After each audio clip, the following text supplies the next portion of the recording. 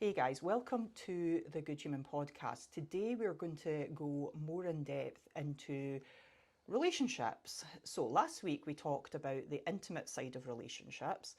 This week we're going to look a little bit more at why you attract the type of partner that you attract. And this is the best bit, how you attract the type of partner you would really like to attract. Because it's very common, and you probably know somebody, might be yourself, who has gone from like the same type of person to the same type of person. And in the worst cases, it's abusive relationships. And somebody will go from one abusive relationship to another, to another, to another. And their friends will be like, how do you do that? How does that even how do you let that happen? Well, that is a really good question. Like, how does it? Because there isn't anybody out there going, that's what I want, okay? And they will dream of this perfect relationship where that's not the type of person that they end up with, that's not what they accept for themselves. Okay, start to giving away the answer here. So how do they go from those, I mean, it doesn't even need to be as extreme as abusive relationships. Relationships should be like, we're talking romantic relationships mostly here, but these are friendships and stuff as well. Like, they don't all have to be like not perfect to be like that they could be better. Yes. You know, so I think the bar that people set for themselves is a little bit too low. Absolutely. Oftentimes people don't know they're setting that low bar.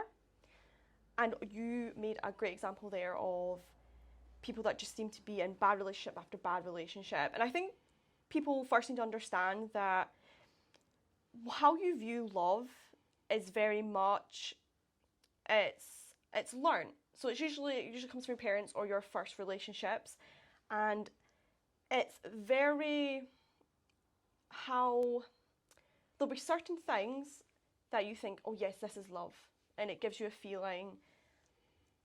But that is how people go from bad relationship to bad relationship, because there will be certain factors, certain elements that they associate, yeah, that's love, and of course it's not. But that's how people get stuck in So that that could cycle. be like they expect a relationship to have arguments and makeups. Yes, or They possessiveness. expect a partner to, you know, bring home presents when they know that they've done something wrong. Yes, absolutely. You know, and so some of these things are quite subtle. They're not as obvious as being like, you know, punched in the face, right? Yeah. It's even the way people speak to you. Yeah. Making jokey, negative remarks, and Yes. that one is a bugbear for me. But it's ingrained in us. So understanding that first, that how you view love is very much, you've been taught it, not like necessarily purposefully, but You've observed it somewhere, it's seeped into you, and it's became part of your belief system. absolutely, and that's why it can be really difficult to change, to opt into different types of relationships, because you would need to know or need to look for a different type of love. Like, love would have to look differently. I think part of that problem is as well as people are so often in a relationship, like they're in the midst of it, when they start to get this inclination that something's maybe not right and that they could maybe do better. But it's very difficult when you're in something, because I don't know that we've all been there, but plenty of us have been there when we've gone, yeah, but I love them. Like, and I make that sound like kind of like eye rolly, but you feel it and you believe it when you're in there, and no one can tell you otherwise. Other people will be standing around going, are they insane? And you're in there going, but I love them. I really do. I know that they're not perfect, but nobody's perfect. And it sounds so lame when you're not in that situation and you're not living it, but when you are in it, and I've lived it, right? That's how I know. Yes, I dare say everybody has. I think they've observed it or they've lived it, definitely. They're very lucky to not have. Like, when you're in it, you want to stay in that like belief system that you've not made a mistake, that, you know, like the time that you've spent with that person isn't wasted. You know, you've got history with them, you've built a life with them, and you're like, every instinct's telling you that like you need to hang on to that somehow. Yeah. And isn't it funny how sometimes you just wake up one morning and you're like, have I been drunk for the last 5 years? Done. What have I been doing? But I think you make a great point there. See, when you won't let go of something, even though it's damaging to you, that's how you know when it's an attachment, as opposed to genuinely loving somebody. When somebody's like hurting you, you know, making you upset in a variety of ways, it's not really love. Yeah, so this takes us into the and this is where people should go with all of their behaviours, is what's behind that. Yep. It's not, don't, like, sure, you look outwardly and you go, here's the problem, here's the details of the problem, this person like talks to me in a way that like humiliates me, they bring me down in front of my friends, they belittle me when I'm trying to make a, like, you like choose a, like, maybe I'm trying to learn something new or something, and they make fun of it. They're always trying to keep me in my place or whatever. So you see the details and you're kind of like, it's like, that stuff actually is sort of, that's not what you fix. Yes. You cannot change anybody. It seems like that's what you fix. So it might seem like, how do I stop them from humiliating me? How do I stop them from making fun of me? How do I get them to support me in the things that I want to do? Newsflash. When that is, and I cannot stress this enough because this follows through all types of things in your life. That is very surface stuff, believe it or not, and that is not what needs changing. But what needs changing then, Anne? I don't understand. You need changing. Now, that's a very easy thing to say, and it's a much, much harder thing to do, because a lot of things have to come into play for you to accept the responsibility of being able to change yourself and accept that you're capable of changing yourself. So many people live in a way that they believe is just how it is. It is as unchangeable as their DNA.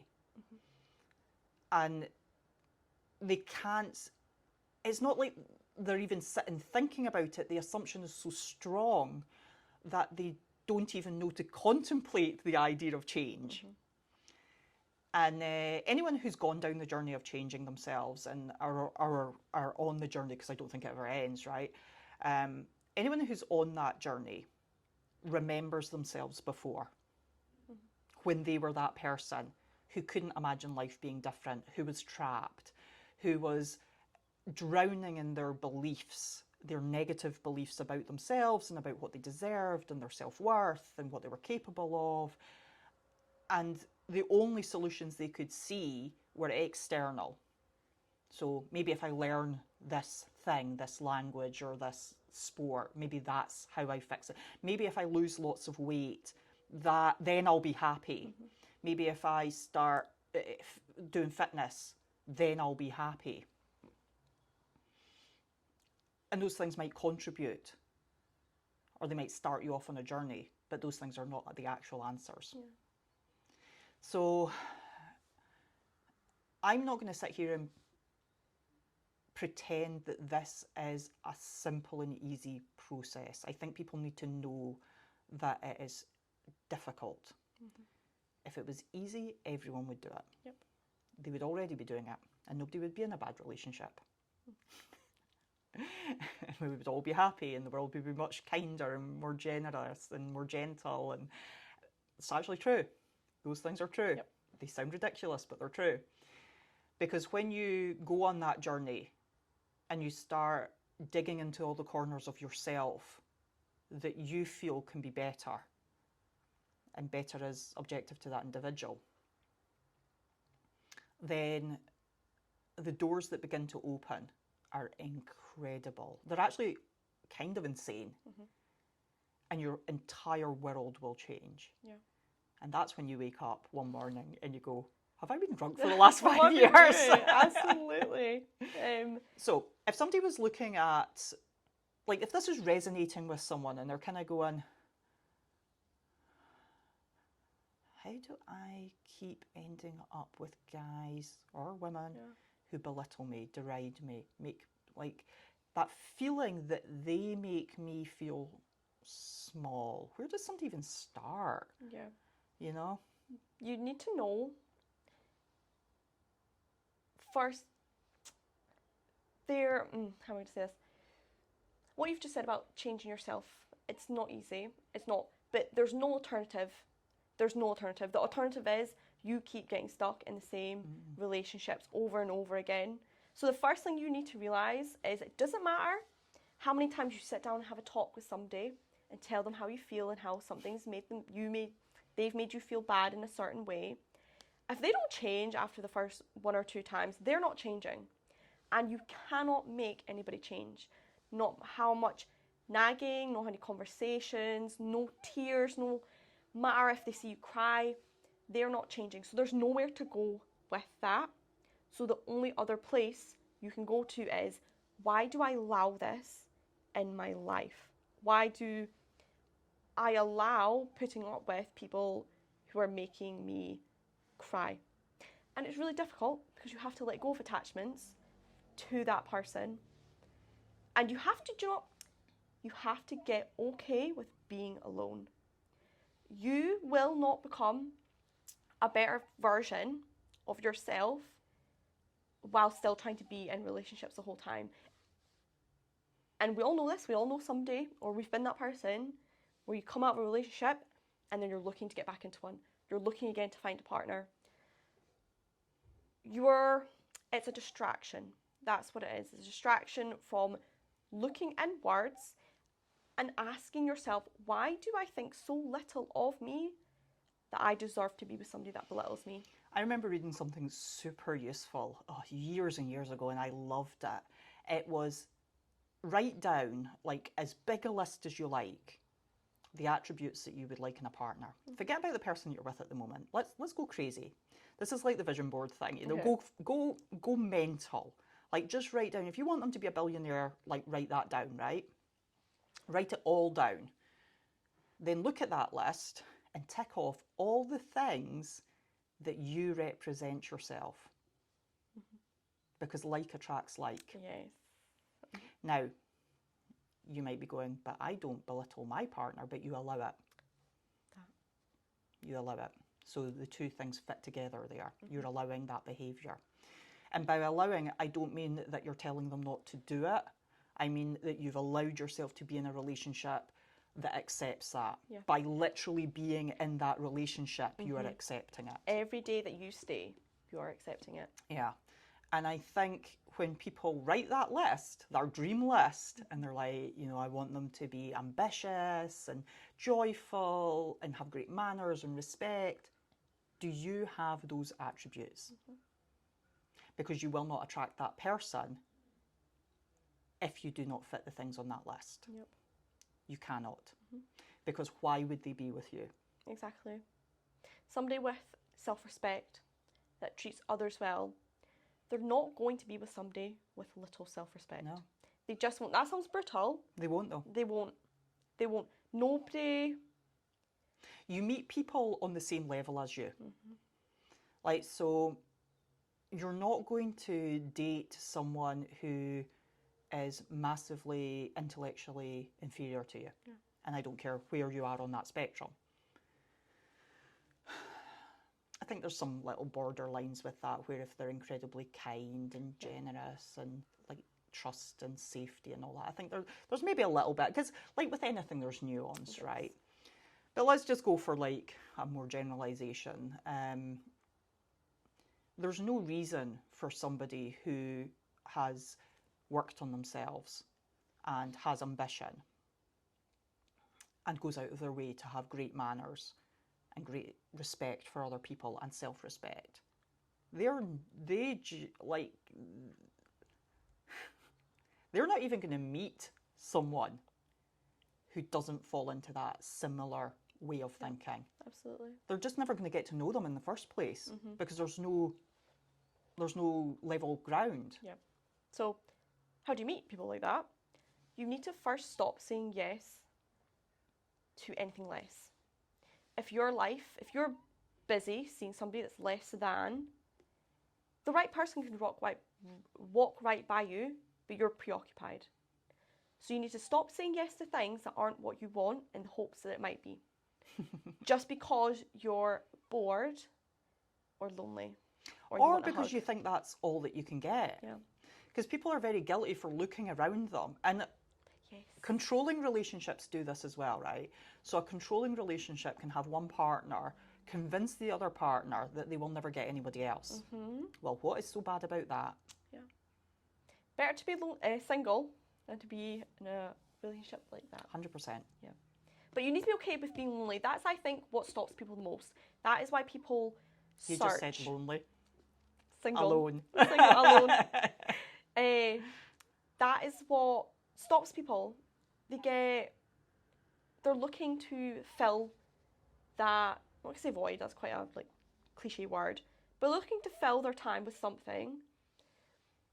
And I won't lie, I think if you're looking for somebody like you, it doesn't happen every single day. So you need to be okay in the space between meeting people like that and not filling it up with people just because you're looking for something. I also think people would be surprised how many good quality people there are out there. They just are not meeting them because they're not on that playing field. True, very true. So you can't assume those people aren't out there when you're not one of those people, because they just won't see you. So this all still sounds a little bit abstract, I think, from somebody on the outside looking in. They're like, so how do I get dignity and self-worth? How do I become one of those people? So I've made my list, right? So I paused this podcast, I've written my list, and I don't match any of those qualities. So I want somebody with, let's go for the simple ones, self-respect, respect for others, kindness,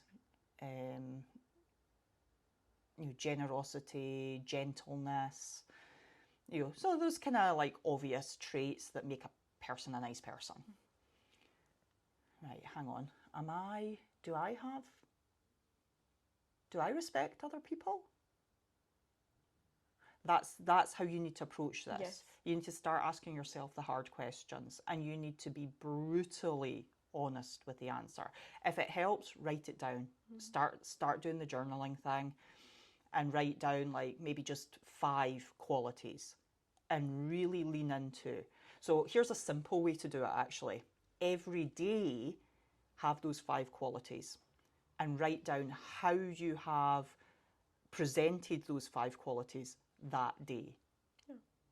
So say you wanted to become more respectful of other people. Now, what I mean by that, first of all, is that you do not say or think negative things about other people. And I can literally hear people going, what now? It is something you have to practice. Why does it matter? The narrative that you have, the language that you use externally and internally, is part of the building blocks of your belief system about yourself. So if you are somebody who internally sniggers at somebody who's a little bit overweight walking down the street, something is going on there for you. So it is likely that you've got a sort of system in place where they're a bit more overweight than you are, and somehow that makes you feel better about yourself. So okay, if I bring them down, that raises me up. Yeah, no, it doesn't. Guess what that does? It brings you down further. And so every time you exercise those negative thought patterns, it does a little bit of damage. So this is like a neuroplasticity thing as well. It actually changes your brain. So when you hear yourself, pay attention to your thoughts. When you hear yourself internally or externally, using negative language to describe somebody that you do not know, think about it, assess it. What was that? Where did that come from? What am I projecting? And when you do it externally, and a lot of, I don't know, they're both really bad. I don't know that one is worse than the other. But what happens when you do it externally is that you can get some confirmation bias from your friends, and you get this sort of echo chamber effect where you start making fun of Sally-in accounts, and you all group together in that herd-like mentality. Be the person who, you don't need to like shout at them all and tell them not to do it or whatever. Like, you could just not take part. Or even you could be like, well, I don't really know Sally, so I don't know that I really want to comment on any of this. She's always been really nice to me. You know? So just like, you don't need to, like, you're maybe not ready to lead the revolution. But maybe lead the revolution in yourself. And this takes practice. I think this is one of the sort of biggest misunderstood things about change, is it takes a lot of practice. You don't wake up one day and it's just all perfect. No. But as you move through the journey, I said earlier, the journey never ends. Like, that's a good thing. That's not a bad thing. You don't just magically wake up in a year's time and you're the person that you always wanted to be. Because by that point, you'll have set your standards a little bit higher again. So the journey just keeps going, and your life just keeps getting better. And as you work through this stuff, it'll reveal all kinds of other things to yourself about your life and what you're willing to accept. That might be the job that you do, or the friends that you have, or the condition of your body, like your fitness, your diet. Like, all those things are so bound up in how you feel about yourself. Absolutely. See, what you've just said about the journey and never ending, like, that is almost the point of life, is to become better, be better, live a happier, fuller life. And see, when you go on that journey, and say you're not even thinking about relationships right now, you're just thinking about having a happier life. So you look for a better job, you look to do more things that you really love. It then becomes actually quite difficult to allow things that bring negativity into your life. So when you're focused on yourself and filling your own cup, you stop allowing people who don't. And it's just the same thing. It's the same thing tied in. When you want better for yourself, that's self-respect. You're then not going to allow, if your happiness level is like 90%, you're not going to allow somebody to come in and reduce that. No. They then have to match your level. So what to focus on is yourself, filling your own cup, going on your own journey. I remember when I was probably around 20, and the type of people that I would allow into my life. And I would allow people who only lived to go to the pub every night, or like at least at the weekends. They were rampantly aggressive about football. It's not a slight on football before people get started. It's that irrational behaviour attached to it that I'm talking about there. They would be cruel about other people, maybe not like looking for a fight, but you know, they'd be mean.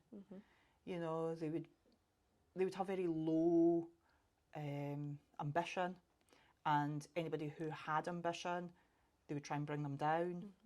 And I was surrounded by people like that, and I know no people like that anymore. None.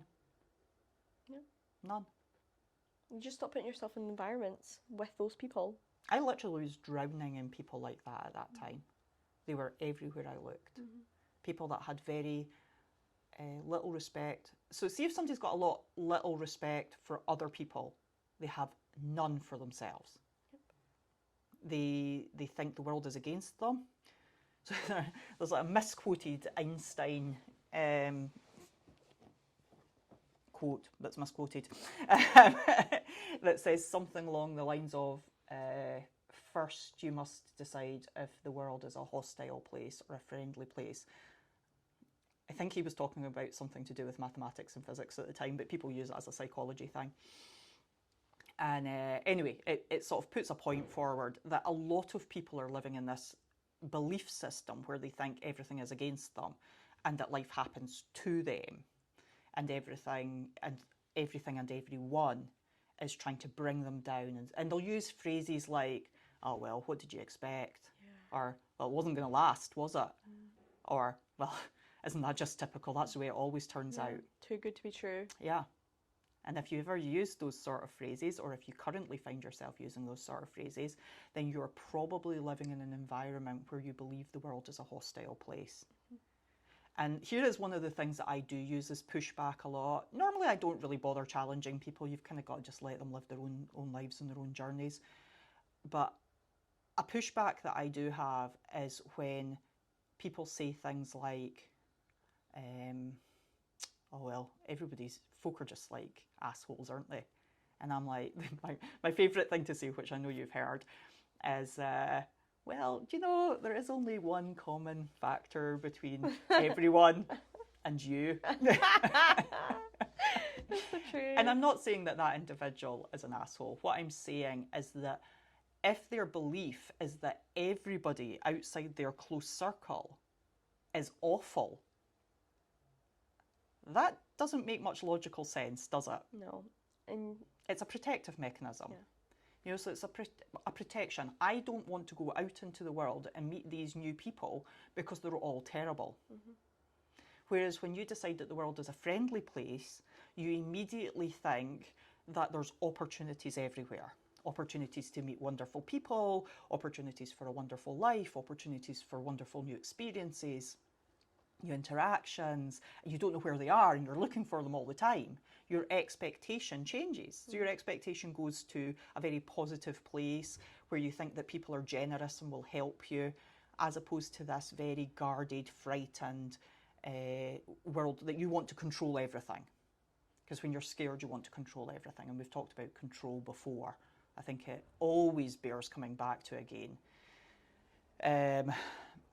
Because if you think that the world is threatening out there, look at all the ways in which you try to control your environment and people round about you. And that takes us back to that relationship where you where you're thinking that you need to change things about that person. You're trying to control them, and you're maybe trying to do it through crying or pleading or, you know, slamming the bedroom door, or, you know, you're trying to change them forcibly. You're trying to control them, just as they're trying to control you. Yep. And part of changing, part of that whole mechanism of change that has to come from you, is also about looking for all the places where you're trying to control things, when actually what you need to do is change things about yourself. Yes. It's a big giveaway. Once you see it, you can't really unsee it, but it's a big giveaway. When you are lying awake at night, like angry that this person said something or acted in a certain way, and like, you know, I can't believe how people, like, why would they think that's okay? What is wrong with that person? Like, what are you trying to do with those thoughts? Yeah. You're trying to understand what is going on, but you're also trying to control.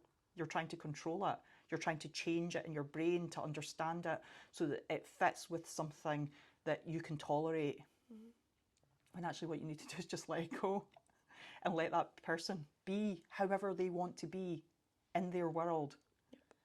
And, you know, if you want to, like, believe that you can change manipulate them and change them to fit what you think is acceptable, you're going to be in this cycle, in this chasing your tail round and round, lying awake at night, staring at the ceiling, raging that somebody doesn't fit your blueprint for what is acceptable.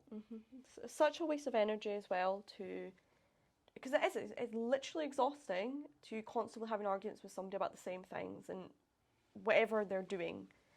But you just can't change them. I don't know how to. You can't. At all. So what you have to decide. I will say, actually, just because you've mentioned that there, people can change, but you can't force them to do it. They So have you to. might find that you have this conversation with them and they want to change. Yeah. So I'm not writing off relationships and saying just get out of there. Yep. Like, there might be not only hope, there might be a lot of hope. Yes. Like, and I think you do have to give people a little bit of credit, you know, and say maybe they don't know what you didn't know. That, but it's people are motivated like intrinsically to change. It's not because you've said to them for the fifth time. So that's why I said earlier, if you've brought up something to your partner once or twice and they've not changed, they're probably not going to. Yeah. They don't want to. I would say that if you're even listening to this podcast, then you are already, like, we're preaching to the converted sort of thing. And if you were to play, imagine, here's a task, play this podcast to your partner. And if they roll their eyes at it, or they don't even want to go there, well, probably says quite a lot. It does. See, the final point I would like to make, and kind of in summary as well, is you can't change people. Doesn't necessarily make somebody bad if yous are not good in a relationship together. It doesn't, right? So your only choice then is, can I put up with this? Do I want to put up with this? Or you leave. Those are your two choices. You leave and you look inwards to be better so you attract better. Those are your two options. It doesn't really matter why that person's acting like that. You know, if they had a rough childhood. It does matter in a sense, but not at the expense of your happiness. It doesn't matter. So all you need to do in that moment is ask yourself, do I want to continue to feel like this? Can I put up with this? Or do I want to leave? And I'll tell you right now as well, you're not going to save that person if you can't save yourself. Yeah. Like, you have to look inwardly, you have to look at yourself, you have to look at what you allow and accept for yourself. Or you are useless to that relationship anyway. Like, you're just along for the ride. I think it's also worth saying, like, now, like, we're not sitting here saying, like, all relationships are terrible, right? There's great relationships. There's so many really good relationships, and they work for all kinds of complex reasons. But from your own point of view, having a little bit of a think about what's acceptable for you and whether or not you're just happy on a daily basis. Do you dread going home? Do you look forward to going home? Do you dread them coming home from work? Or can you not wait to see them and tell them stuff? Like, these little things, they tell you a lot about where you're at. Like, is your partner your best friend? Like, really? Yeah. Like, can you tell them anything? Because see, if you cannot discuss everything and tell them anything, then, like, I can hear people going, well, I don't tell my partner about this and that. And I'm not saying that makes it a terrible relationship. Like, you have to make these decisions for yourself. I don't have the blueprint to a perfect relationship, but I do know that when you have a lot of self-worth, you've worked on yourself, the way that you view other people and the way that you view yourself opens the door for other people who are in that same place to walk through. And those are the sort of relationships that don't feel like they take work. Feels everything. Do you feel happy the majority of the time that you're with that person? Do you feel sad when you leave spending time with them? Do they make you feel insecure? How you feel, basically, that will tell you all you need to know. Do they want to be a better person so that you guys have a better relationship? You know? Like, are they willing to take half of the relationship responsibility? Or is it all you that's trying to make it work? Is that what it feels like? Do you feel like you're the only person that's, like, trying to change and make things better and, like, help? Are you always trying to help them be happy? Do they ever help you to be happy? Do they add to your life? Are they willing to admit that they do things, like, the wrong way?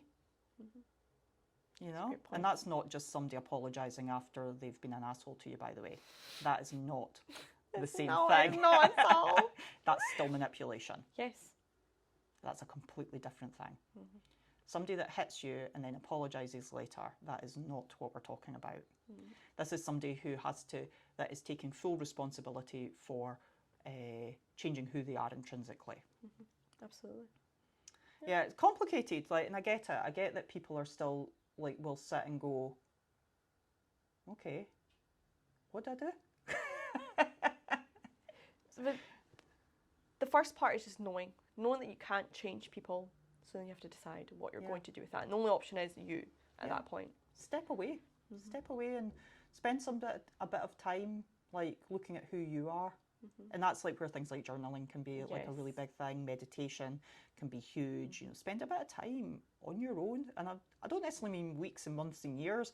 I mean a few hours a day, even on your own, thinking about who you are and who you want to be. So it's I have an exercise that I give to clients where I get them to write down 5 things that reflect who they would like to be, the type of person they would like to be. And you can do this for relationships. And then they write down 5 things that describe who they are now. Do those 2 things match? And if they don't match, how do you get from one list to the other? And you can pick one thing at a time and start trying to make that journey, But it gives you a very tangible, actionable thing that you can look at and go, okay, I want to be confident and laugh every day, whatever. And at the moment I am crying into my cornflakes. How do I get from crying into my cornflakes to laughing every day? Yep. Well, you've got to change the things that are making you cry into your cornflakes. Yep. And no change is possible. You're not stuck being who you are. Yeah, absolutely. There is a better life out there. Absolutely. Absolutely. For everybody, no matter how... My favourite thing to say is no matter how good life is, it can always be better. Yeah, always. It can always be better. Oh, that's a nice note to end on. Okay, guys, we'll wrap that up for today. Thank you for watching or listening. Remember that you can watch us on YouTube, Spotify, Apple and Amazon. So make sure that you follow us or subscribe to the podcast so that you don't miss any episodes. And we will see you in the next one. Bye for now.